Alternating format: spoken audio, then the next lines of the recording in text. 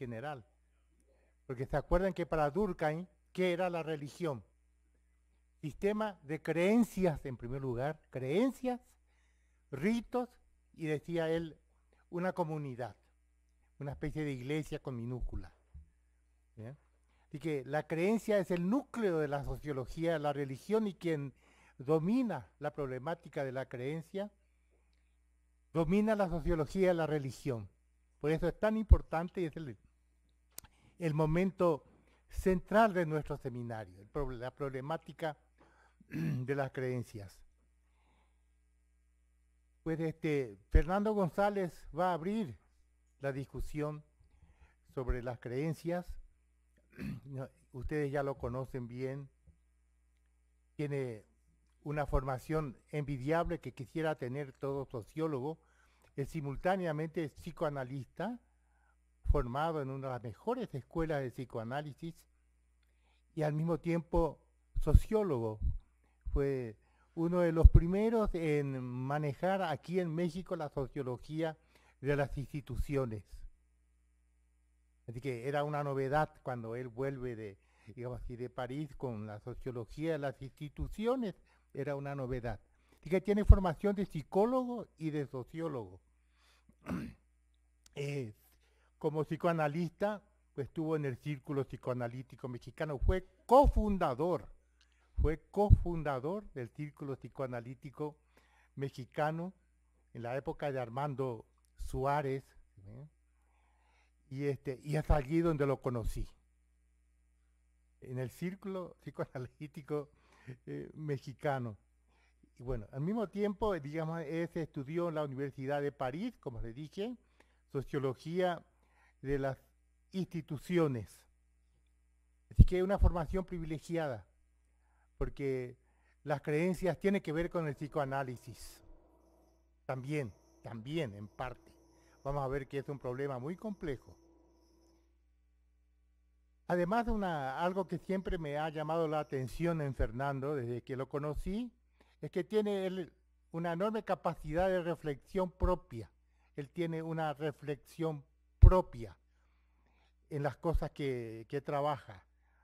Uno de los libros que muchos hemos leído, yo por ejemplo he leído de comienzo hasta el fin, y he utilizado sus ideas en el libro Ilusión y Grupalidad. Acaba de firmar ahí uno de estos libros. Es un libro precioso para descubrir desde el punto de vista sociológico la eficacia de la ilusión en el sentido de Freud. Él se apoya en Freud. La eficacia de la ilusión, de cómo, por ejemplo, bueno, a mí me sirvió para esto, de cómo es posible que todos creyamos, tengamos la creencia de que pertenecemos a una misma comunidad nacional y del mismo modo todos. Una ilusión eficaz que homogeneiza a los grupos humanos. Eso lo saqué yo de él. Cuando hago la teoría de la identidad nacional, necesariamente tenemos que recurrir a la fuerza de la ilusión en relación con la formación de grupalidades. Es decir, la eficacia de lo imaginario. Bueno, él ha trabajado muy bien, además conocemos sus trabajos sobre Maciel. Entonces, como ustedes ven, está en la mejor situación sociopsicológica para hablarnos acerca del tema central de hoy, sobre el problema de las creencias en general, de la que constituye una subespecie la creencia religiosa. ¿Sí? No podemos entender lo que es la fe religiosa si no entendemos lo que es la creencia en general. Y ustedes se van a sorprender del papel que ocupa la creencia en la cultura de todos nosotros y en la cultura de los mexicanos en general. Pues bien, entonces le dejo a Fernando la palabra y adelante. El plan es que después vamos a ver cómo, yo no sé cuánto tiempo va a hablar él, pero yo pienso comentarlo un poco y después entran todos ustedes, probablemente también Hugo José. Adelante. Muchísimas gracias. Bueno, eso de el que domina la cuestión de las creencias puede trabajar como sociólogo no es mi caso. Les voy a presentar más bien mis titubeos con respecto a las creencias, que es un tema que me ha ido cruzando desde hace mucho. Alguna vez Gilberto me invitó al Colegio de Michoacán y presenté algún trabajo sobre maneras de creer, diferentes maneras de creer. Hoy retomo diferentes trabajos que he hecho y traté de darle un cierto giro, pensar cosas que no había podido pensar y que son, digo, titubeos. Muchísimas gracias por la invitación a los dos. Me parece un gran honor y al mismo tiempo un reto muy grande. Voy a tratar de, no creo que termine, son 33 cuartillas que escribí, no las voy a poder presentar, pero voy a tratar de tocar algunos temas al respecto. El plan general que yo pensaba exponer y que implica casi un seminario sería, por un lado, la parte psicoanalítica, no la teoría psicoanalítica o la crítica psicoanalítica a la ilusión religiosa, al problema del padre, etcétera. No me voy a meter por ahí, que es la crítica clásica, sino voy a tratar de utilizar elementos psicoanalíticos que sirvan para ir más allá de lo religioso e incluso ir más allá de lo psicoanalítico, que permitan pensar desde varios lugares. Tengo siempre la conciencia de que el psicoanálisis puede aportar cosas, pero tiene sus enormes límites, como cualquier disciplina, y entonces trato siempre de pensar por relevos, ¿no? Primero hablaré de la parte muy psicoanalítica de la teoría de la castración y el mecanismo que Freud trabajó sobre todo en el libro del fetichismo en 1927, que se llama la Verleugnung o la desmentida. Este mecanismo es fundamental para entender procesos de un tipo de creencia que yo llamaría la creencia paradójica. Seguiría con esto que mencionó Gilberto, el problema de la ilusión grupal como creencia, y trataré de introducir un poco el planteamiento de Pierre Bourdieu cuando él habla en aquel artículo de El misterio del ministerio, que completa el planteamiento freudiano. Luego, un caso que sería quizá para Sherlock Freud, un tipo combinado, que se llama La tumba vacía o El misterio de la tumba vacía, donde Freud alude y trata de iniciar la exploración de cómo cae radicalmente una creencia.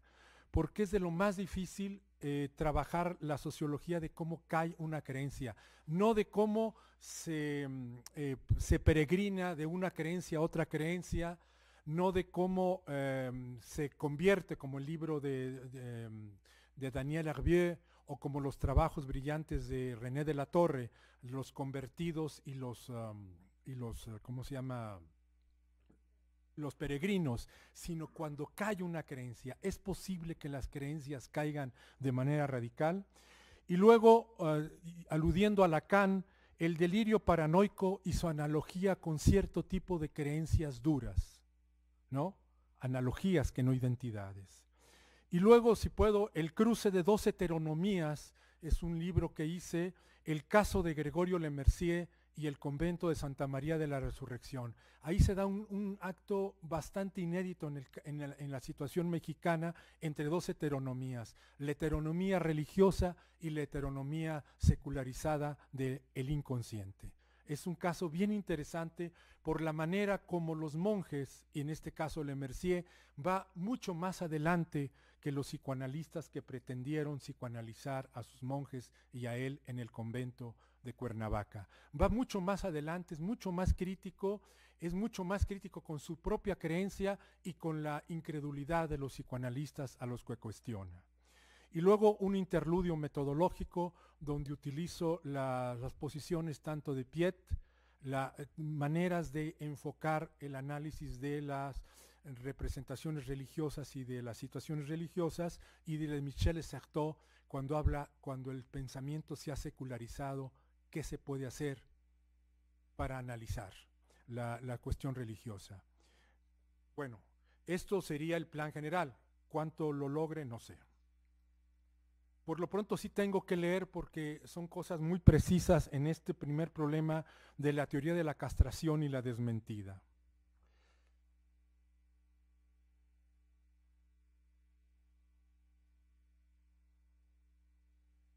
Pontalis, Jean-Baptiste Pontalis, señala pertinentemente que el aporte de Freud en su artículo intitulado El fetichismo, en el cual describe la articulación entre castración simbólica y la creencia que se instaura consecutivamente con la desmentida o retracción, fue por un tiempo relativamente desconocida porque no era fácil sacar las consecuencias, ya que en la formulación de Freud, cito, el objeto de la desmentida es la realidad de una percepción, aquella de la ausencia de pene en la mujer, percepción que le sería insoportable al niño y traumatizante en el sentido fuerte, abriendo una brecha no reabsorbible en tanto que atestiguaría la realidad de la castración.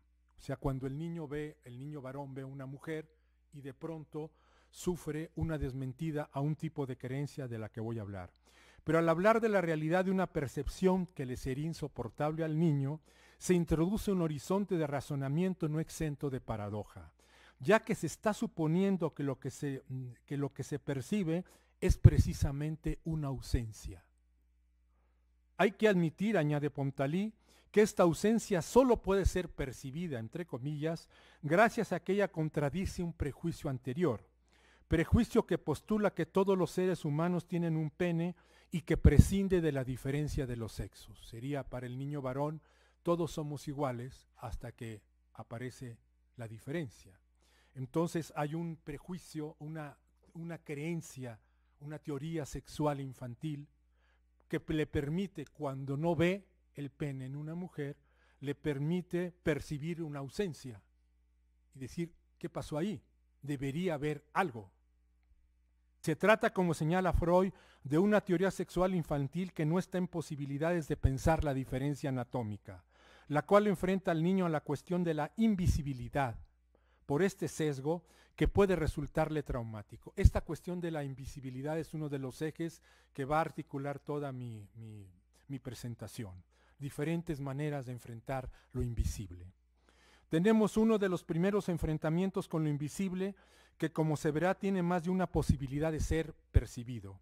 En este caso, lo que no está y debería supuestamente estar, se torna visible e invisible al mismo tiempo, gracias a que se le puede contrastar con la teoría sexual que lo presupone. Y por lo tanto, se instaura una discordancia entre saber y creencia, lo cual lleva al infante a desplegar las posibilidades contenidas en su teoría sexual, pretendiendo sacar las consecuencias. Por ejemplo, la equivalencia entre el enunciado «la mujer no tiene pene», percepción que supone una afirmación primaria, y esa otra «la mujer está castrada», teoría, con su implicación «yo soy como la mujer castrable por el padre». En este momento originario del fetichismo, la diferencia de los sexos deja de ser insignificante y es admitida y percibida, pero ella no solamente percibida, localizada como diferencia anatómica, ella es reconocida, pero como una ley de la naturaleza en la cual el sujeto rechaza reconocerse, o sea, percibida y al mismo tiempo rechaza reconocerse. Ahí viene la paradoja. En ese momento que se efectúa la discordancia entre saber y creencia, discordancia que expresa la fórmula «ya lo sé, pero aún así», localizada en el lenguaje corriente por Octave Manoni, antropólogo y psicoanalista. Discordancia entre saber y creencia no total, ya que el saber se insinúa de una manera tortuosa, por ejemplo en el fetiche, que alude a que ya no se cree como antes, pero aún así. Y en este punto se introduce el relevo citado de Octave Manoni, el cual, siguiendo a Freud, señala que no sería verdad que el niño conserve intacta la creencia en el falo femenino, porque la paradoja es, cito, «no hay duda de que la conserva, pero también la ha abandonado». Lo que ante todo es repudiado es el desmentido que una realidad inflige a una creencia. El fetichista ha repudiado la experiencia que le prueba que las mujeres no tienen falo, pero no conserva la creencia de que lo tienen. Conserva un fetiche, porque ellas no tienen falo. El fetiche estaría en el lugar del falo que perdió. No solo no se ha borrado la experiencia, sino que se ha vuelto imborrable para siempre, ha dejado un estigma indeleble que marca para siempre al fetichista. Lo que se ha borrado es el recuerdo. Entonces, este es el mecanismo de la desmentida que trabaja el psicoanálisis, pero que Octave Manoni, en este artículo que se llama así, ya lo sé, pero aún así, trata de llevar más allá del psicoanálisis y de la clínica psicoanalítica del fetichismo, y lo trata de llevar a ejemplos antropológicos. En resumen, el pero aún así, en este caso es el fetiche. Y no hay que confundir la desmentida con la denominada disonancia cognoscitiva, ya que esta última implica la idea básica que cuando la realidad contradice flagrantemente una creencia, el individuo en lugar de renunciar a esta se aferra a ella. Aquí se aferra y al mismo tiempo la desmiente, la cuestiona. Es un acto paradójico en simultáneo, ya lo sé, pero aún así, como una especie de oxímoron, digamos, sería esto una manera de creer. Por otra parte, tampoco con la escotomización. Hay el caso de, por ejemplo, el secretario del Partido Comunista Inglés, que cuando recibe la noticia del informe Khrushchev, se queda ciego por 3 días, va con el oculista y no tiene ninguna lesión. Es una escotomización, un acto histérico de ceguera histérica. Durante 3 días es como decir, no quiero ver lo que acabo de escuchar, lo que acabo de oír, no quiero ver, me quedo ciego. A los 3 días recuperó la vista. Es un tipo de escotomización, no es lo mismo que la desmentida. Ni menos aún con la alucinación, lo vamos a ver en el caso de Lemercier. Cuando empieza toda la diferencia epistemológica en el siglo XIX a partir de 1814, la diferencia entre alucinación y aparición que cambia todos los ejes de la subjetividad. Lo que se cree que viene de fuera en realidad parte de dentro. Esta primera experiencia en la cual se instala la Verleugnung o desmentida del falo materno constituye para Manoni el primer modelo de las desmentidas que se le presentarán a los individuos a lo largo de su vida. Pero los problemas no hacen sino comenzar, ya que Manoni parte del supuesto de que existen diferentes maneras de creer y además de que la creencia supone el soporte del otro. Otras maneras de creer. Alude por ello a un caso, el caso de los Hopis y los Katsina, en la creencia Hopi en los Katsina, en los espíritus.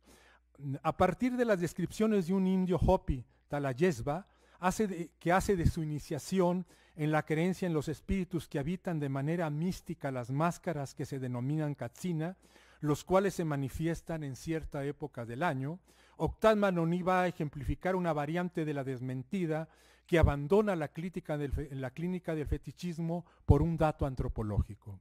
Primeramente alude a ciertas analogías que se dan en los Katsina y Santa Claus, dando que ambos se interesan por los niños y también en ambas fiestas los padres están en connivencia para mistificar a los niños. Pero a diferencia del bonachón y un poco superyoico de Santa Claus, los Katsina son figuras terroríficas a los que hay que aplacar por su interés por los niños, porque su interés por los niños estriba en que se los quieren comer. Por lo tanto, las madres protegen a sus hijos ofreciéndose a los Katsinas trozos de carne y a cambio los Katsina le dan a los niños albondiguillas de maíz que se llaman piki, que en esta ocasión cuando vienen los Katsina cada año están teñidas de rojo, una alusión un poco feroz. Talayesba relata que un día estaba por realizarse la danza de los Katsina y descubrió a su madre cocinando el piki rojo, lo cual lo trastornó. Cuando llegó la noche y los Katsina distribuyeron los regalos, se negó a aceptar el piki, pero descubrió que el piki que le daba era amarillo y eso lo calmó. Como bien señala Manoni, en aquella oportunidad Talayesba pudo eludir la obligación de abandonar su creencia gracias a la astucia de una madre perspicaz.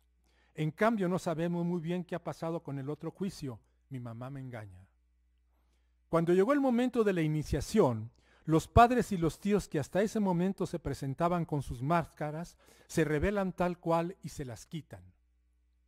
Uno podría esperar que en ese momento la creencia en los Katsina cayera estrepitosamente. Sin embargo, las cosas no son tan evidentemente simples en este caso. Talayesba dice que le agarró una fuerte rabia al ver entre los desenmascarados a su propio padre. Y no era para menos. Ya había sufrido el primer anuncio con su madre de la mistificación a la que era sujeto, pero ahora se le confirmaba que en efecto sus dos figuras de autoridad mistificaban al unísono. Pero añade Manoní, lo que con todo derecho será desconcertante es que esta ceremonia de demistificación y el desmentido infligido a la creencia en los Katsina termina siendo el fundamento institucional de la nueva creencia en los Katsina, que constituye la parte esencial de la religión Hopi. La realidad, los Katsina son los padres y los tíos, debe ser repudiada gracias a una transformación de la creencia. Ahora se dice a los niños, ustedes saben que los verdaderos Katsina ya no vienen como antaño a bailar en los pueblos, ahora solo vienen en forma invisible y en forma mística, habitan las máscaras los días de la danza.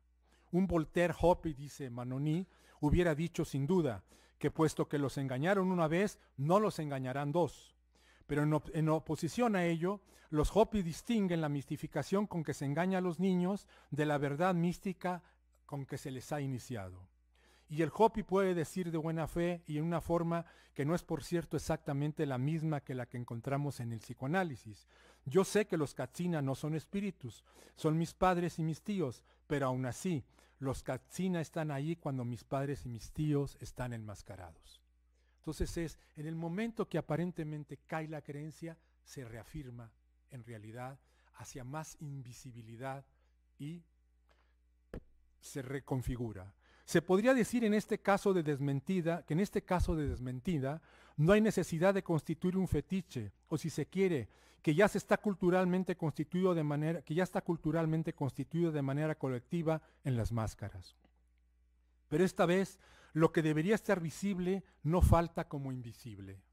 Por extraño que parezca formularlo de esta manera, solo sufre una reconfiguración, ya que si antes de la caída temporal de la creencia lo invisible parecía necesitar de los humanos desconocidos por el niño para manifestarse de esa curiosa manera, ahora puede el sujeto saber quiénes son sin que sufra merma la manifestación de los espíritus que invisten las máscaras. Y esta creencia marca una diferencia, por ejemplo, con la transfiguración que pretende operarse en la hostia, en el caso de la hostia cristiana, con la denominada consagración, que la transforma para el creyente cristiano en el cuerpo y la sangre de Cristo. En este caso, no se da una mistificación de entrada como en los Katsina, ya que se muestra de entrada de manera visible el material de la que está hecha. No existe pues caída parcial para después terminar por reafirmar la creencia. Más bien en esa materialidad desnuda se opera el acto de transfiguración que le rinde pleno homenaje a una invisibilidad contundente. Se podría sin duda aplicar la fórmula, ya sé que solo es trigo, pero aún así sé que se convierte verdaderamente en el cuerpo y en la sangre de Cristo. Como se puede apreciar, se trata de diferentes maneras de producir la desmentida y de constituir las creencias, y no todas tienen el mismo sesgo traumatizante. El caso de la consagración de la hostia no tiene este sesgo traumatizante que tendría para los Hopi lo otro, digamos, ¿no? O para el fetiche, para el que va a construir un fetiche, ¿no? Entonces hay diferentes maneras como se manifiesta la desmentida. La ilusión grupal o la ilusión como creencia herida. Cuando menos se ve, más se cree. Jacques Tourneur. Pasemos ahora al planteamiento freudiano contenido en el capítulo 5 de la psicología de las masas. Comencemos por la más obvia lectura. El planteamiento freudiano en este capítulo permite bordear la cuestión de la caída de la ilusión grupal como creencia herida. Es decir, cuando alguien o alguienes por alguna razón sufre un cuestionamiento radical de la certeza en la que se suponía sostenerse y aparece de golpe algo más que una duda, y por lo tanto genera irremediablemente una distancia con la certeza que antes lo habitaba, como si en ese momento hubiera sido algo, hasta ese momento hubiera sido algo comprensible y obvio, como un poco le pasa al delirio al paranoico con su delirio, como si fuera comprensible y obvio, porque lo habita. Cuando viene el desmoronamiento de la ilusión creencia, el excreyente a la manera del exenamorado comenzará a preguntarse, ¿cómo pude haber sido capaz de creer o de amar a y de esta manera? Pero no quiere decir que aquel que ha creído y se ha enamorado asegure que de ahí en adelante estará resguardado por la razón o la ciencia con mayúsculas de volver a vivir este tipo de experiencias envolventes y totalizantes. Todas las hemos vivido, creo. No hay nada de qué enorgullecerse. Las prótesis que permiten la creación de grupalidades. El malentendido tiene una función social. Para que la vida continúe vivible, más vale no profundizar, dice Vladimir Yankelevich. O sea, el equívoco es un orden creador de instituciones. Si quieres vivir grupalidades, si quieres vivir la pasión de lo uno que llama Lacan, trata de nunca aclarar el equívoco en el que estás metido. Pero ¿qué consiste para Freud la ilusión grupal? O esa pasión por hacerse uno de la que habla Jacques Lacan cuando describe el enamoramiento, se esté o no en relación, en comparecencia con un líder. Una masa, dice Freud, es una multitud de individuos que han puesto uno y el mismo objeto en el lugar de su ideal del yo, a consecuencia de lo cual se han identificado entre sí con su yo. Pero dice, pero las cosas se complejizan porque el Vienés no termina de afirmar lo anterior, que añade que tanto en la iglesia como en el ejército rige idéntico espejismo, ilusión, a saber, hay un jefe que ama por igual a todos los individuos de la masa. De esa ilusión depende todo. Si se la deja disipar, al punto se descomponen. Entonces la ilusión como espejismo de unión. En este caso se concibe la ilusión como un espejismo en la cual se sostiene una creencia como certeza y que no supone necesariamente la copresencia. El espejismo del objeto supuestamente idéntico que han puesto todos en un mismo lugar induce a los individuos a experimentarse como equivalentes y en el máximo grado de impersonalización.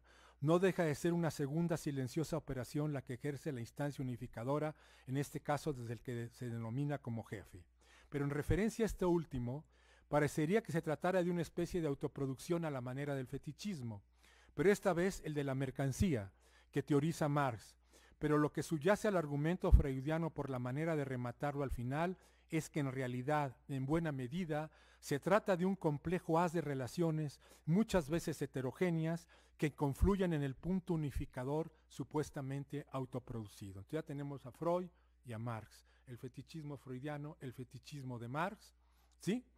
Y este haz de relaciones que supuestamente confluye ahí, que aparece como unificado, como masa, no pueden en un primer momento pensarse los individuos que en realidad están inmersos en una especie de ilusión de la ilusión. ¿Me explico?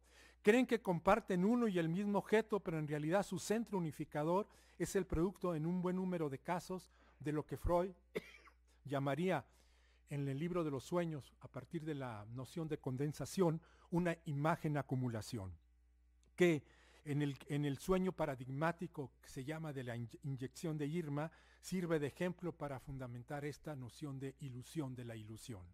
La imagen acumulación Irma está constituida por un haz de series de escenas y relaciones que se conforman, entre otras posibilidades, por homofonía, analogía y oposición, con la característica específica de que en su aparente tersa superficie no se manifiesta la citada heterogeneidad. Lo que pasa en el sueño, dice Freud, en el discurrir del sueño va cambiando el significado de la personalidad de Irma, pero sin que se modifique la imagen suya que vio en el sueño. Yo lo que hice fue trasladar la imagen acumulación de Irma 21 años antes teorizada al libro de la ilusión grupal de Psicología de las Masas y Análisis del Yo.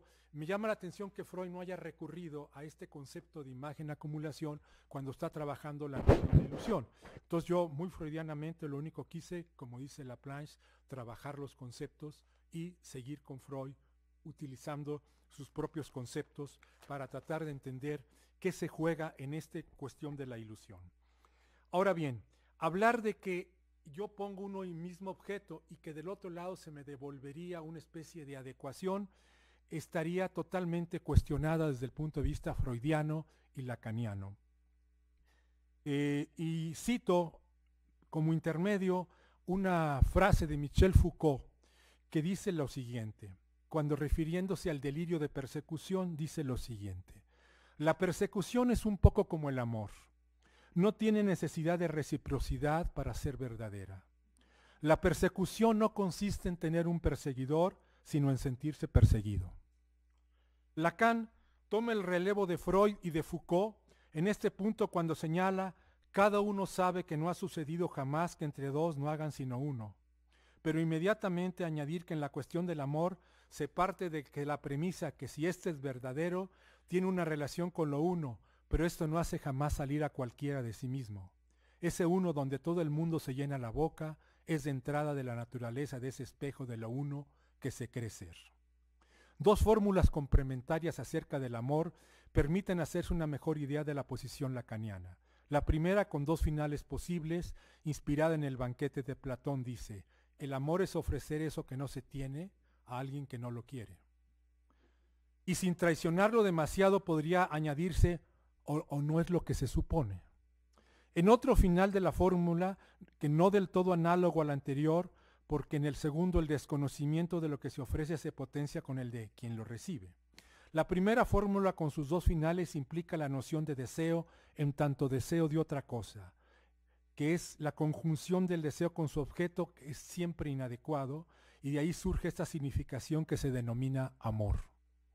La segunda fórmula, articulada sin duda a la que vengo de citar, implica propiamente la transferencia psicoanalítica configurada por el amor. De ahí que el psicoanalista francés afirme que es imposible comparar la transferencia y el amor y medir la parte de dosis de eso que hay que atribuir a cada uno. Para añadir, aquel a quien yo supongo el saber, yo lo amo. Por eso los psicoanalistas tenemos chamba, porque suponen que sabemos. Tres características mínimamente saltan a la vista de estas formulaciones.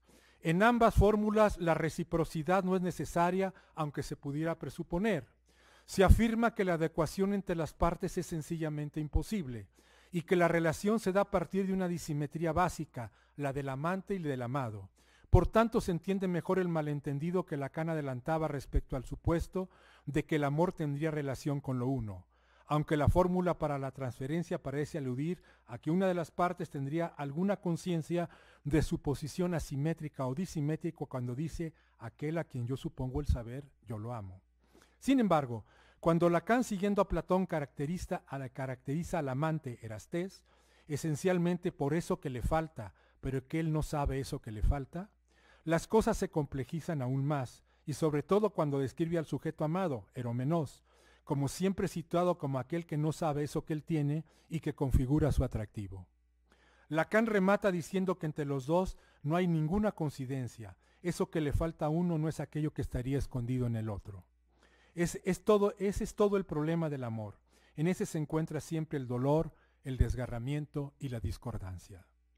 Visión esta de Freud y Lacan que algunos tildarán de muy pesimista, pues sí, pero que mientras a veces se le medio aclara a los implicados en el amor, les ofrece en muchos casos gozos insospechados, producto del cúmulo de equívocos que velan las discordancias básicas. Pues basta que el amado se lo crea y que pretenda responder a la demanda que se le dirige, como si supiera de qué se trataría, para que se viva a fondo el circuito amoroso en su claustrofóbica plenitud. Termino este apartado citando de nuevo a Lacan, por si alguien se quedó con alguna duda, acerca de cómo encaraba las cosas respecto al amor. El nada por nada, dice, es el principio del intercambio amoroso. No hay mayor don posible que el don de lo que no se tiene. A diferencia de la máxima prueba del don cristiano que postula que no hay mayor don que dar la vida por el otro. Trasladada esta posición de Lacan a la parte política, comprenderán que uno se vuelve totalmente un conservador. ¿Para qué moverse si todo es un equívoco en política y en todos lados? Y Lacan algo tenía de conservador en la parte política, en serio. Bueno, pero en esta parte es bastante irónico y bastante provocativo. El misterio del ministerio. Aquí entraría Pierre Bourdieu haciendo el relevo de Freud en el problema de la ilusión y de la ilusión de la ilusión. El planteamiento sociológico de Pierre Bourdieu respecto al portavoz de los grupos, que muchas veces se puede confundir con el dirigente, añade un elemento interesante y complementario a los planteamientos hasta ahora expuestos respecto a la ilusión grupal. El sociólogo francés señala que toda una amplia serie de efectos simbólicos que actúan todos los días en la política descansan en una especie de ventriloquía usurpadora que consiste en hacer hablar a aquellos en cuyo nombre se habla. Se trata del efecto oráculo, que implica en hacer creer que yo soy otro, que el portavoz simple sustituto simbólico del pueblo es verdaderamente el pueblo. ¿Conocen algunos de estos? El efecto del oráculo es la explotación de la trascendencia del grupo en relación con el individuo singular, lograda por una persona quien efectivamente en alguna forma es el grupo. Digamos que el efecto oráculo capitaliza la trascendencia del grupo a partir de una especie de sinécdoque, que termina por representar el todo por la parte. Un todo que debe aparecer como homogéneo, como en el sueño de la inyección de Irma, la imagen de Irma, para que el portavoz o el líder pueda utilizar dicha trascendencia grupal para hacer creer que yo soy otro. Añade Bourdieu que la acción política fundada sobre la delegación siempre está amenazada por la expropiación usurpatoria. Creo que esto lo vivimos en este país todos los días. Esta circulación circular desconocida del reconocimiento está en el origen del capital del poder simbólico que el mandatario, ejerciendo una acción simbólica, tiende sobre el grupo del cual es el sustituto encarnado. Entonces, el miembro individual tiene que elegir entre ser un simple agregado sin fuerza o renunciar a la palabra para ser representado por aquel que habla a nombre del grupo, pero también en su lugar. Y por tanto le expropia la palabra a nombre de la totalidad que lo desingulariza. No está de más, como señala Bourdieu, que los que conforman las grupalidades políticas sepan cómo se produce la opinión y la representación. Los límites del planteamiento hasta ahora expuesto, que va de Freud a Lacan, tienen que ver, primero, con la escala elegida y sus pretendidas continuidades interescalas. ¿Es acaso lo mismo la escala del amor entre dos atravesados por lo tercero, lo supuestamente uno, que la colectiva de las masas? 2. Deja de lado la historicidad y el contexto en el cual los lazos se instauran y se experimentan y se configuran los hábitos, en el sentido de Bourdieu. 3. Presupone una especie de capital de fe transhistórico, presto a ser utilizado por no importa quién, o si se quiere por una minoría esclarecida que por alguna razón no lo otorga, sino que lo extorsiona y lo recibe. O desde una perspectiva complementaria, se piensa que esta relación es desde una especie de ontología psíquica, si esta barbaridad puede decirse, apta para toda ocasión. 4. Vuelve equivalente las grupalidades y neutraliza las mediaciones institucionales, así como las diferentes lógicas de todos los subsistemas sociales. 5. Tiende a dejar fuera los procesos sociales al poner el énfasis en la foto fija, etc. ¿Acaso esto que vengo de describir devalúa los aportes psicoanalíticos? No lo creo. Solo le señala algunos límites que en el caso de que los psicoanalistas no los tomen en cuenta o no los tomemos en cuenta, pueden terminar por creer que poseen una teoría omniabarcativa y omnicomprensiva que puede sustituir a la historia, a la sociología y a la antropología, con lo cual desembocarían en una especie de disciplina no castrada, para usar un término caro al aporte lacaniano.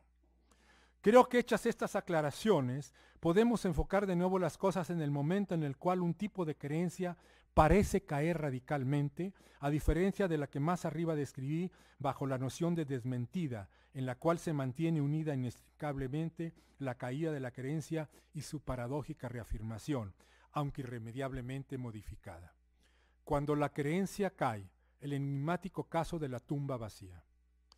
Para ejemplificar y tratar de resolver este caso digno de una figura compuesta que se denominaría Sherlock Freud, me referiría al ejemplo que el creador del psicoanálisis refiere en el citado capítulo 5 de la psicología de las masas, y que va en el sentido de la caída de una ilusión como creencia. Se trata del caso de una grupalidad, la católica, altamente institucionalizada, que en parte se sostiene en el cuerpo ausente de su fundador, del cual afirma que resucitó y que está en cuerpo y alma gloriosos en algún lugar invisible e inatacable, y por tanto desprovisto a estas alturas de toda incertidumbre al respecto. El caso lo extrae Freud de una novela de Ranger Gull, publicada en 1903, en la cual el autor afirma que en la realidad Cristo no habría resucitado al tercer día, sino que José de Arimatea lo había trasladado al amparo de la noche a una tumba de su propiedad. 1900 años después, el cuerpo, o más bien los huesos, reaparecen. Felizmente, en ese tiempo no existían todavía ni los nazis ni los narcos mexicanos con sus técnicas de desaparición. Escribo esto en el contexto y en el momento que se dieron los brutales asesinatos y desapariciones de los estudiantes de Ayotzinapa, entre otros muchos, y de la reaparición en el Citlaltépetl, Pico de Orizaba, de unos alpinistas barridos por una avalancha hace casi 50 años. Con este descubrimiento, el supuesto de la resurrección se viene abajo, dice en la novela. Si nos atenemos a la frase de San Pablo, si Cristo no resucitó, vana es nuestra fe. En la novela citada se afirma que la institución cristiana estalla y se disemina cuando el objeto Cristo como Dios resucitado, que todos habían puesto en el lugar de su creencia, se averigua un espejismo al convertirse en un cadáver como los otros. En este caso, elegido por Freud parecería estar aceptando que efectivamente todos habrían puesto uno y el mismo objeto en ese lugar de la certeza de la resurrección. Esta vez, a diferencia de lo adelantado con respecto al fetichismo, las cosas toman otro giro, porque no se trata de decir, aquí debería estar un cadáver, como aquí debería estar un falo, sino al contrario, aquí no debería estar, porque creencia interpuesta, esta vez religiosa, resucitó y está en otro lugar. No se tolera la presencia en la tumba porque se supone que de manera consistente habitaría otro lugar invisible habitado por un cuerpo glorioso, que permitirá la profusa configuración de lugares vacíos que ocupan sus vicarios por los siglos de los siglos, siempre apoyándose y hablando a nombre del invisible divino resucitado. Se comprenderá que se trata de una manera elegante de manejar la desaparición y la muerte con desmentida incluida. Pero esta vez, como ya lo señalé, cambiando la primera percepción de una supuesta presencia por la de una necesaria ausencia. Desmentida, que en parte se podía incluir en el chiste del tío que militaba en el ejército realista y que en la guerra de independencia tenía para su desgracia que fusilar a su sobrino que luchaba en el bando contrario, y que para consolarlo le dijo, no se apure sobrino, que la muerte es un ratito. Lo mismo para el caso de Cristo, pero con una diferencia. Sí, ya sabemos que efectivamente murió un ratito, pero aún así luego resucitó. La novela citada sin duda simplifica mucho las cosas, pero según esto la creencia cayó estrepitosamente porque dice que cayó la creencia estrepitosamente. Porque sabemos, pero no es así, porque sabemos que aún así las cosas en la realidad han caminado por otros senderos, incluso eminentes teólogos críticos que trabajan a partir de una teología histórica, como por ejemplo Hans Küng, refiriéndose al asunto de la tumba vacía, lo han enfrentado con argumentos dignos de ser tomados en cuenta. Por ejemplo, dicho sin rodeos, dice Küng, con la tumba vacía en sí no se puede probar la verdad de la resurrección de Jesús entre los muertos. Esto sería una clara petición de principio. Se presupone lo que habría que demostrar. Por sí misma la tumba vacía solo dice lo siguiente, Él no está aquí. Y hay que añadir expresamente, por no ser en modo alguno evidente, ha resucitado. Así como en todo el Nuevo Testamento no hay nadie que afirme haber estado presente durante el hecho mismo de la resurrección, así tampoco hay nadie que asegure que su fe en el resucitado proviene de la tumba vacía. La mayor parte de quienes se adhieren a la exégesis crítica de la Biblia llega a la convicción de que las historias en torno a la tumba son ilustraciones legendarias del mensaje de la resurrección. Y si la tumba vacía solo se puede deducir aquí no está, pero no que resucitó, y si tampoco de esta derivaría la fe en el resucitado, entonces ¿de dónde sí surge y en qué se sostiene? Pregunta mía. Porque se comprenderá que el razonamiento de Küng se entrecruzan y sin confundirse dos lógicas, aquella del exégesis de los textos bíblicos y aquella de la fe que al parecer permite dar el salto a la afirmación resucitó. Bueno, volvamos a la perspectiva avanzada por Freud. Al utilizar la novela citada que postula que Cristo finalmente se volvió un muerto como los otros, pretende mínimo dos cosas. Primeramente, desacralizar la profusa y variada genealogía cristiana, como años más tarde lo hará con la judía, de una manera radicalmente iconoclasta cuando escriba al final de su vida El hombre Moisés. En segundo lugar, y qué es lo que interesa para el tema que pretendo desarrollar, vislumbrar la posibilidad de enfrentar la caída radical de una creencia como ilusión. Caída radical que toma un camino diferente al que Umberto Eco cita a propósito de una frase de Chesterton que dice así: desde que los hombres no creen más en Dios, no es que no crean en nada, creen en no importa qué. Humberto Eco empieza esta entrevista donde cita a Chesterton diciendo, una cosa es no creer en Dios y otra cosa es decir Dios no existe.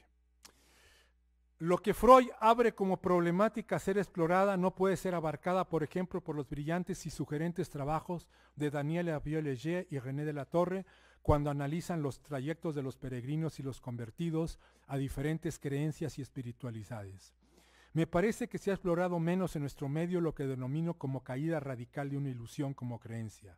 No la aparente evidencia de que algo cayó, sino las maneras y los porqués. Y no me refiero al modelo de San Pablo, que sirve para pensar inversamente a los descreídos que sufren una conversión a la vista de un relámpago, que de pronto los ilumina de su ceguera ante lo trascendente y caen rendidos ante su manifestación. Sabemos que no es fácil describir la caída, porque cuando el desilusionado radical despierta, el dinosaurio ya no sigue ahí. Cuando se deja de creer, ya se está irremediablemente del otro lado y ya algo se le escapará al creyente respecto de lo que hasta ese momento previó, vivió y sintió. Nunca estará a la altura de poder describir la manera como estuvo literalmente sumergido en su anterior universo, ya que en las creencias no se trata solamente de un tipo de adhesión a una serie de enunciados, sino también a formas de existencia que, parafraseando a Norbert Lechner, poseen un poder normativo de lo fáctico, creyente, que instaura maneras de vivir y sentir que no se conmueven con argumentos, a diferencia del pensamiento científico en el cual la posición de base está habitada por la duda y la reconsideración permanente de lo probado. Si el ejemplo de Freud deja en todo en barbecho, al menos permite problematizar algo que el descreído ofrece como evidente. Dejé de creer y ya. La cuestión es por qué en algunos casos no es posible ya desplazarla hacia un peregrinaje abierto o a una nueva conversión, transfiguración que fije y mantenga las premisas de la anterior, aunque con nuevos contenidos o pretendidamente tales. Es cuando se produce esta doble imposibilidad del no retorno y del no desplazamiento, así como tampoco prospera la vía, pero aún así, que es posible plantear este tipo de interrogación. Digamos que se trata en esta época de la profusión de las creencias religiosas, políticas y espirituales, aludida por Chesterton, de interrogancia acerca de lo que les pasa a estas minorías de ateos políticos y religiosos, tipo Eco como agnóstico y Freud como ateo, cuando no pueden ni aunque quisieran creer como muchos otros. ¿Pero realmente las creencias caen? Pero no bien termina uno de plantearse el problema que vengo de enmarcar, que la duda en surgir de nueva cuenta, de manera insidiosa, a la manera de una modalidad de la desmentida ya descrita. ¿Qué tal que ya sé que no creo, pero aún así? ¿Realmente es posible postular sin más un descreimiento sin fisura en todos los planos de la vida? Otra voz salta a la palestra para decirme, ojo, te recuerdo que hay diferentes maneras de creer y no solo aquellas con núcleo duro certerísimo. Agradezco la advertencia y sigo. Y esta vez me apoyo en Émile Cioran, con su feroz humor, que podría afirmar quizá que se podrían detectar las huellas de estas certezas originarias pretendidamente perdidas en la operación que intenta desmontarlas, por ejemplo cuando escribe, como todo iconoclasta, he destrozado mis ídolos para consagrarme a analizar sus restos. Y si me pagan, mejor. ¿Se trataría acaso de aceptar finalmente que no habría escapatoria posible y que eso que ahora pretendo intentar analizar de diferentes maneras de creer no sería sino la otra cara de la creencia, que formaría sistema con ella, o si se quiere de una especie de creencia descreída que conservaría la fascinación cautivadora que tenía antes la creencia sin tapujos?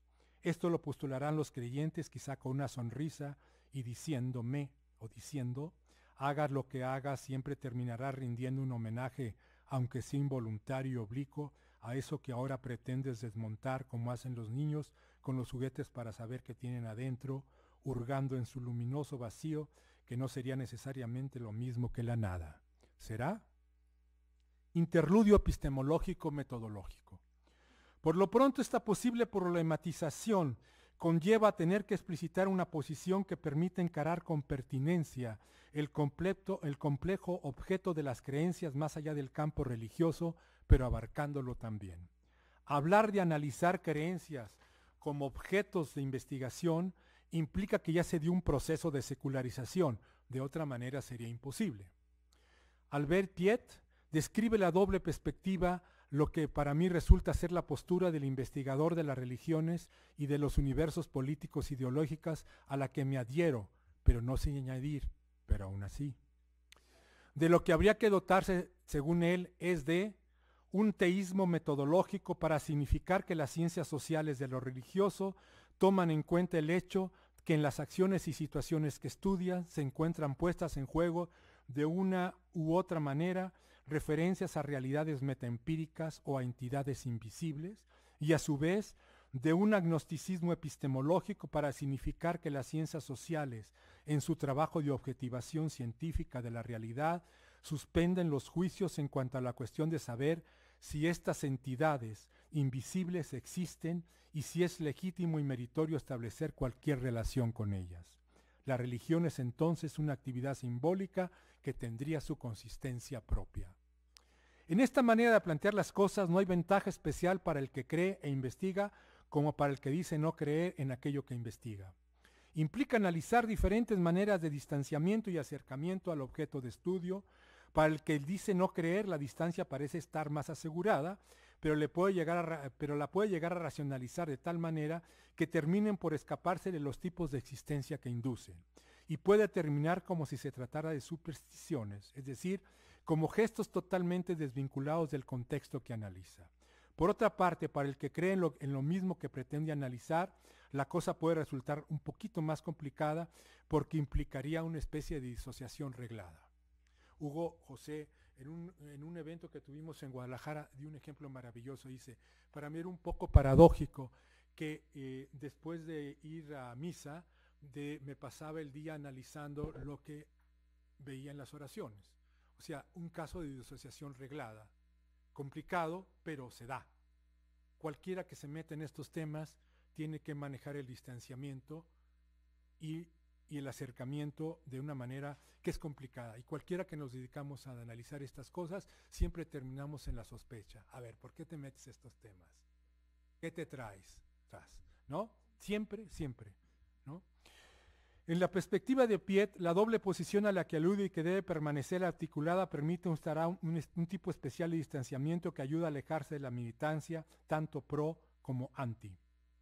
Perspectiva que para el investigador en ciencias sociales se complementa con aquella de no otorgar ningún privilegio a las instituciones o grupos religiosos como si se tratara de un caso aparte, aunque sin perder de vista su singularidad. Frente a esta posición que vengo de citar, estaría aquella otra que constata la secularización del pensamiento y sus efectos en las ciencias sociales cuando éstas se enfrentan el universo de las creencias y más específicamente las religiosas. Se podría decir que en este segundo caso, las citadas ciencias tienden a analizar las creencias religiosas desde la perspectiva, esta vez, del ateísmo metodológico y epistemológico, sea militante o no, lo cual las coloca frente a los objetos de estudio mencionados desde una posición crítica que se acerca a la ejercida por lo que Paul Ricoeur denominó como los maestros de la sospecha, Nietzsche, Marx, Freud, etc. Desde esta perspectiva, los estudios tienden a diluir las creencias en otra cosa más allá de lo que pretenden representar, con postulados del tipo, esto que analizo en realidad no es más que el producto de otra cosa. Michel de Certeau, jesuita, historiador, epistemólogo, semiólogo y otras cosas, tan genial como el otro Michel, constata que cuando comenta el adjetivo religioso, este deviene un enigma, ya que cesa de determinar los métodos empleados, las verdades consideradas y los resultados obtenidos. La dificultad de pensar los hechos religiosos en términos de ciencias humanas, dice, proviene de una nueva situación epistemológica. Es lo pensable lo que ha sido secularizado. Para de Certeau, como sacerdote, jesuita e historiador, esta constatación lo lleva a postular la dimensión de lo sobrenatural, más a partir de una apuesta que de una afirmación, y más tratándose de Certeau, que se dedicaba a los místicos, definidos la mística, la ciencia que apuesta por la sola posibilidad del otro. Y siempre está en una especie de situación, digamos, de fuga esto no es, esto no es, esto no es, siempre está en un punto de fuga el místico, que es un punto de inflexión en el creer religioso de lo más radical que lo acerca peligrosamente a la nada. Para el teólogo, dice Dessertaux, el lenguaje religioso es también un producto, pero de la inteligencia de la fe, condicionado por la cultura. Fundamentalmente, él anuncia un esencial que funda la realidad y anima la historia. Vuelve visible, bien que sobre un modo misterioso, una acción de Dios. Pero en el campo de las ciencias sociales, los signos cristianos se ven despojados de su privilegio con relación a otros fenómenos socioculturales. Lejos de ser puestos aparte como enunciados verdaderos, sostenidos por alguien o algo que se revela, son tenidos por los productos y los elementos de las organizaciones sociales, psicológicas e históricas. O esto no es más que, y se empiezan a diluir y mandar a otro lado. La relación dominante no es aquella del enunciado religioso con la verdad que afecta una creencia, sino la relación de este enunciado como síntoma de una construcción histórica o psicológica, donde se inscribe un desciframiento de conexiones entre fenómenos aparentemente heterogéneos. En suma, el contenido religioso esconde sus condiciones de producción, es significante de otra cosa de eso que dice. El psicoanalista, el sociólogo y el historiador son aquellos que no se dejan atrapar por el juego de las representaciones y saben captar otro significado diferente del sentido inmediato afirmado. Desde esta perspectiva, los criterios epistemológicos para sostener con nitidez una ciencia de las religiones se tambalea y tiende a producirse un desvanecimiento de la especificidad de los objetos religiosos vistos como síntoma de otra cosa. Para enfrentar estas cuestiones, contamos con las dos propuestas y no se trataría solo de elegir una de las dos, porque me parece que se transversalizan y se afectan, y al inclinarse por una de las dos, dejaremos algo sin observar irremediablemente. La de los dos maestros de la sospecha, toma un partido muy definido desde el momento que no se limita a describir, sino a juzgar lo que observa al remitirlo a otra cosa más allá de lo manifiesto. Aquella de Piet busca mantener la consistencia y especificidad propia del universo simbólico religioso, tomándolo como moneda contante. Bueno, el siguiente ejemplo, no sé si no están muy cansados, sería el de Le Mercier, que es un caso, me parece interesantísimo, de cruce de dos heteronomías. No sé si me paro aquí o le sigo.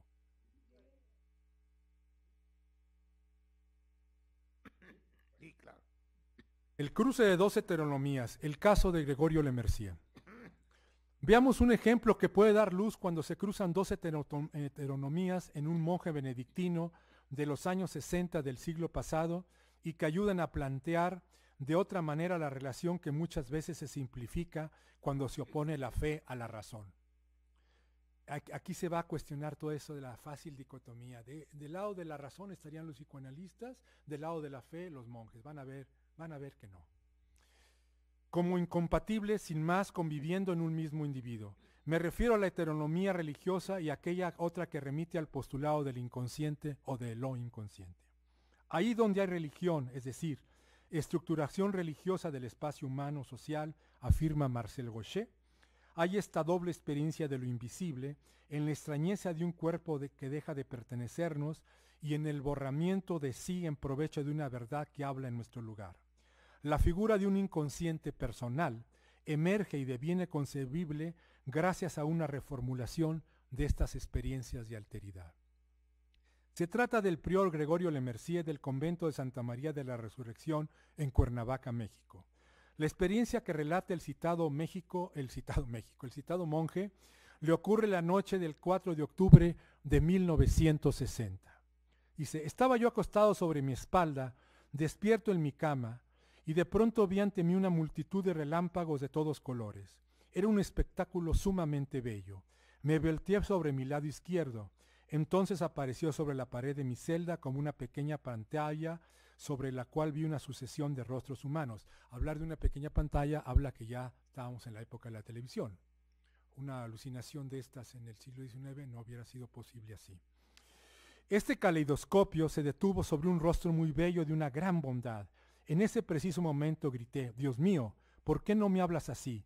Y de inmediato comencé a llorar con extrema violencia, invadido por la conciencia profunda de ser amado por Dios. quería decirle que podía hacer conmigo lo que quisiera, pero tuve miedo de que lo tomase en serio. Tenía el sentimiento profundo de no merecer este amor a causa de mis pecados, y todo se resumía en un sentimiento de derrota, de dominio de Dios sobre mí.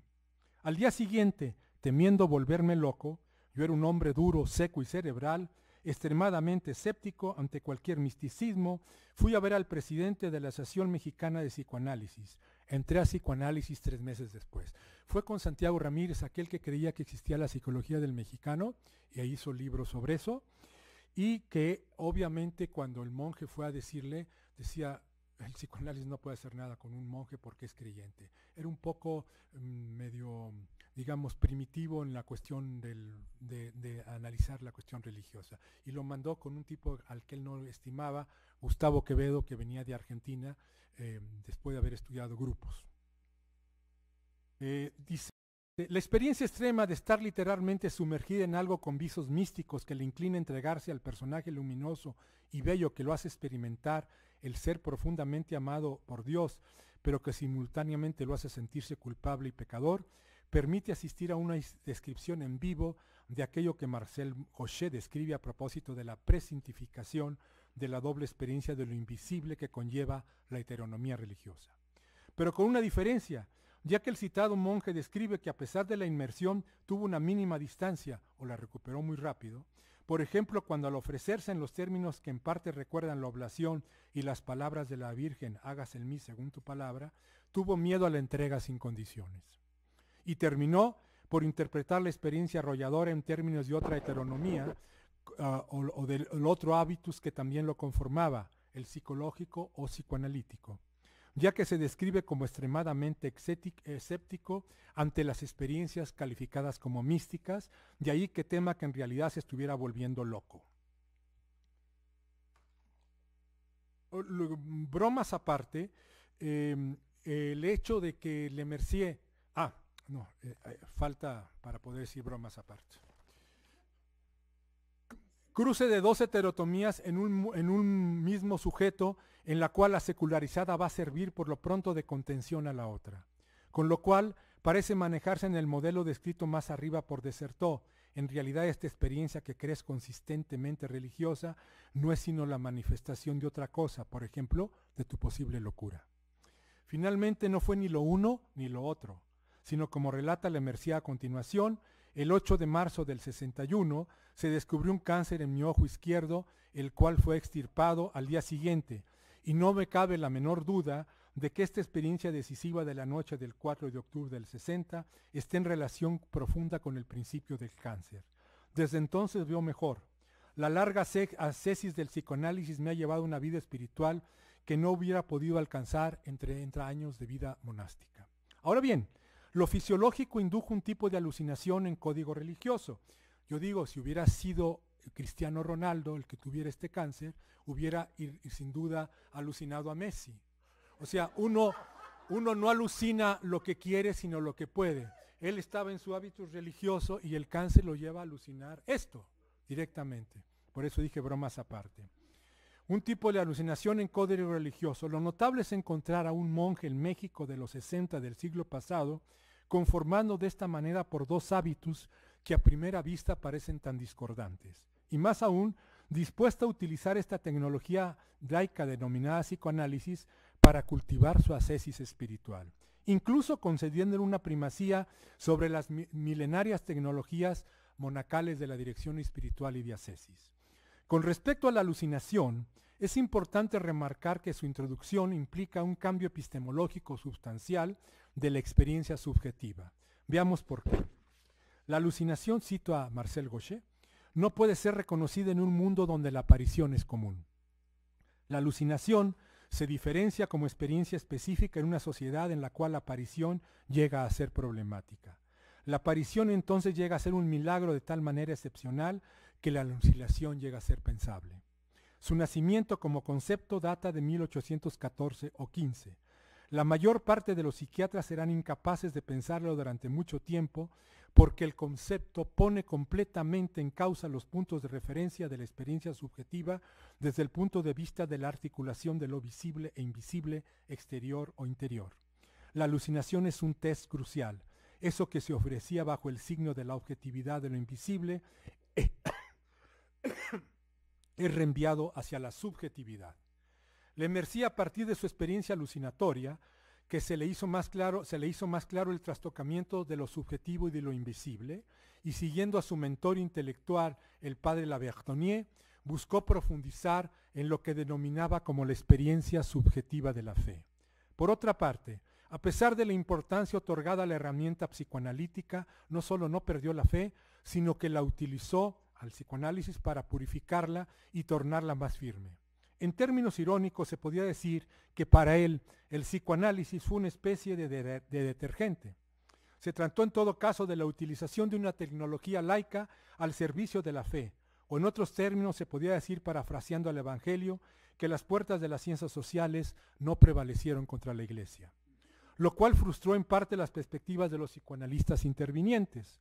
Y en el hilo de la reflexión seguida hasta ahora, se puede afirmar que aplicó algo del siguiente tenor: ya sé que la fe puede estar conformada por una serie de representaciones culturales y por experiencias que la tergiversan, pero aún así existe un esencial al que hay que volver a recuperar en su prístina pureza. O en los términos también parafraseados de una de las corrientes del psicoanálisis, la lacaniana, se trató de una apuesta por recuperar el filo cortante de la verdad cristiana, a cada quien sus ascesis. El creyente secularizado Gregorio Lemercier no solo buscó saber más acerca de la y de su experiencia subjetiva de la fe, sino que también cuestionó la seguridad con la cual los psicoanalistas, que analizaron a los monjes de su convento y a él mismo, parecían vivir su incredulidad.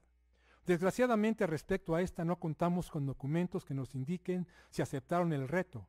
Solo tenemos algunas muestras parciales de la superioridad que pareció habitarlos por vivirse como ateos. Por ejemplo, utilizan, refiriéndose al convento en el cual intervienen, metáforas del tipo el útero convento, habitado por un conjunto de monjes, me imagino fetos, que huyen del mundo y al que habrá que rescatar y de nueva cuenta traerlos a la cruel realidad del mundo, a la cruda realidad del mundo, invistiéndose los psicoanalistas en una especie de parteros psíquicos. Los citados psicoanalistas se apoyan en lo que podríamos describir como un invisible, pero esta vez profano, denominado inconsciente. Cuando durante la experiencia psicoanalítica el prior es interrogado acerca de si no le resulta paradójico utilizar la terapia psicoanalítica inventada por un ateo para explorar la experiencia de la fe, respondió sin inmutarse lo siguiente. Le decían el tapón de oro, porque le preguntan, oye, ¿por qué metió a una psicoanalista mujer y judía a la intervención en el convento? ¿Por qué un hombre y una mujer? Dice, pues porque resulta que así nacieron, era un hombre y una mujer. Esta desconfianza y este temor, dice al psicoanálisis, se explican por eso que yo denominaré como el pecado original del psicoanálisis, es decir, el hecho de que Freud y después de él, las primeras generaciones de psicoanalistas han aceptado como un dato originario, si no es como un dogma, su propia no creencia, sin someterla a un análisis riguroso, como ellos lo hicieron con la creencia, y sin sospechar todo lo que de esta incredulidad podía contener de religioso. Incluso los psicoanalistas creyentes permanecen en la superficie cuando se trata del sentimiento religioso. Hasta aquí Lemercier. ¿Cómo se podía saber eso supuestamente religioso que contendría la incredulidad no analizada? Y por contraste, ¿existiría una diferencia con la sí analizada? ¿Esta última estaría expurgada de la creencia religiosa o siempre estaría bajo sospecha, como lo señalé más arriba? En todo caso, el no analizar el ateísmo lleva a consideraciones que pueden resultar caricaturales ante las diferentes maneras del creer religioso. Se toparon los psicoanalistas con un tipo sofisticadísimo. Enfrente estaba otro sofisticado, Iván Illich. A un lado estaba otro sofisticado, Sergio Méndez Arceo. Más allá Michel Certeau, etc. La caricaturización de los psicoanalistas es patética, que hacen de lo religioso este tipo de psicoanalistas. Veamos ahora un ejemplo de esta caricaturización citando a uno de los analistas del convento que participó al final de la experiencia. Me refiero al doctor José Luis González Chagoyán. Lo entrevisto. ¿Desde qué marco de referencia interpretaban la creencia de los monjes? José Luis González. Desde el psicoanálisis. No había ninguna piedad por lo religioso. Pregunto, ¿el convento en donde actuaron era una institución total, transversalizada por la institución benedictina, que a la vez dependía en parte de Roma y estaba situado en el contexto de la diócesis de Cuernavaca y en pleno Concilio Vaticano. ¿Tenía idea de la complejidad del territorio que intervenían? Sí, pero nos importaba un pito. Importaba a la gente y su análisis y no nos importaba su religión. Los veía y me reía igual que en mi casa de eso de la religión. ¿Cuál creencia? ¿Cuál Dios? A mí no me hables de otro mundo, háblame de este. ¿Cómo te masturbas? ¿Qué haces cuando rompes la ley del silencio? ¿Qué haces cuando te emborrachas con los trabajadores? Háblame de la homosexualidad. ¿Cuánto de esto está distorsionando la labor de la institución? Esta es una entrevista que le hice a José Luis González, el fundador precisamente de la institución de grupos en México, que aquí fue como su experiencia que los catapultó hacia los periódicos y hacia la prensa internacional. Creo que no entendieron nada de lo que hicieron. Aplicaron el método psicoanalítico de grupos de consultorio a una institución con estas características, transversalizada al máximo y con una notable complejidad. Entonces no entendían mucho de lo que estaba pasando ni en el modelo institucional ni en la parte religiosa de estos tipos que estaban a la vanguardia del proletariado, ¿no? Si lo hubieran hecho la experiencia en el seminario de Guadalajara, hubieran confirmado probablemente todos sus prejuicios, pero lo hicieron en Cuernavaca. Como se puede apreciar, para el citado doctor no parece existir ningún tipo de problematización respecto a cómo intervenir e interpretar desde lo que él considera un aporte psicoanalítico respecto al factor religioso. Al parecer, en su perspectiva, se puede diluir e incluso descalificar el universo de sus analizantes. Todo parece reducirse a una superestructura que sirve para ocultar las verdaderas cuestiones a ser tratadas. Superestructura de la que se pueden hacer mofa. Tampoco parece reparar en el tipo de dispositivo grupal que aplicaron, que no estuvo a la altura de la complejidad que se jugaba en el convento. Pero finalmente muestra, cuando menos en este caso, la supuesta superioridad de la que se inviste uno de los psicoanalistas que interviene atendiendo a la demanda de sus clientes monjes. Lemercier, años después de terminada la experiencia, ya voy a terminar, afirmó que esta fue un fracaso e hizo una crítica muy pertinente al dispositivo grupal utilizado. Y por otra parte, al poco tiempo de disuelto el convento por su enfrentamiento con Roma, dijo también que su iglesia no le temía a Freud, sino a la sexualidad. Cito finalmente la posición del citado monje respecto a cómo pensaba la relación entre su creencia religiosa y el psicoanálisis. Y esto para este tipo de coloquio. En la medida en que la religión se vive como una especialidad al margen de la vida ordinaria, sustituyéndose a los valores humanos, cualquier nueva insistencia sobre los valores humanos suscita el temor a perder la religión, como si aquellos no pudieran crecer sino con detrimento de ésta. Pero de hecho sucede lo contrario, los dos perecen juntos. Frente a esta situación, el psicoanálisis, lejos de evaporar o disolver lo religioso, tiende a transformarlo, interiorizándolo y a madurarlo en una religión que asume todos los valores humanos y los impregna cada vez más de lo divino. Se puede aplicar al psicoanálisis lo que decía el texto sometido a discusión de los padres conciliares sobre las realidades terrenales. Aquel que se esfuerza en perpetrar con perseverancia y humildad los secretos de las cosas y los seres, aun cuando no tenga conciencia de ello, es como conducido por la mano de Dios. Siguiendo a la Bertonier, Lemercier busca rebasar la antinomía natural-sobrenatural. Nada de vivirse como habitado por una realidad en una realidad paralela. Pero además, con este nuevo sesgo, el psicoanálisis ya no solo ayudaría a conocer y a purificar la fe, sino incluso serviría para impregnar de divinidad los valores humanos, aun sin saberlo. O sea, cristianos a su pesar los psicoanalistas, aunque no clandestinos. Ante la supuesta superioridad de los ateos de enfrente, los de casas tienen con qué responder. En resumen, si los psicoanalistas del convento creyeron, como Freud y Ferenczi en su momento en su viaje a los Estados Unidos, que el psicoanálisis les traería la peste, sus esperanzas resultaron fallidas, pues al menos en esta parte fueron vistos como ayudantes de la divinidad. Una cosa que terminó por volverse clara a Lemercier fue la relación psicoanálisis y sacerdocio. Para él, la posibilidad de que se instituyeran sacerdotes analistas lo consideró, pasado el tiempo, como una contradicción en los términos, ya que pone al paciente ante un monstruo de dos cabezas, puesto que las funciones del sacerdote y del analista son totalmente diferentes. Entonces los intentos de vampirización e impregnación de la técnica terrena por la divina finalmente tenían sus límites para Lemercier. Mientras duró la experiencia, el padre Prieur ya no solo fue la autoridad y además el padre espiritual de sus monjes, sino que se convirtió hasta cierto punto en auxiliar de los psicoanalistas, según relata. pues cuando sus dirigidos presentaban resistencias a continuar el análisis, él los animaba a seguir y buscaba detectar parte de sus motivos.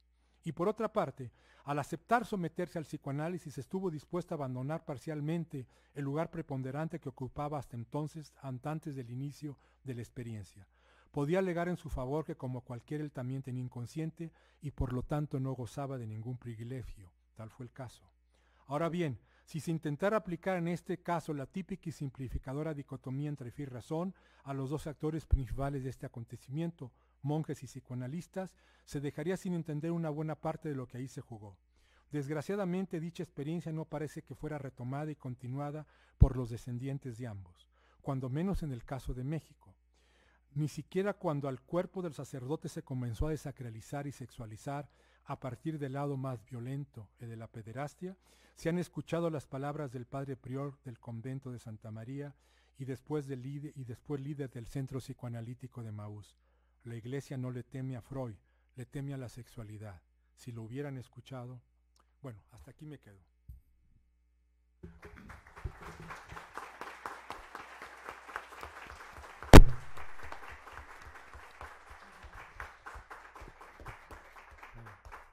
Muchas gracias, Fernando. La religión en general.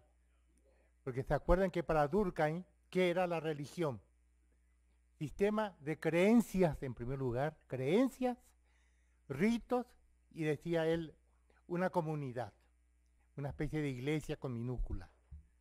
¿Bien? Así que la creencia es el núcleo de la sociología de la religión, y quien domina la problemática de la creencia, domina la sociología.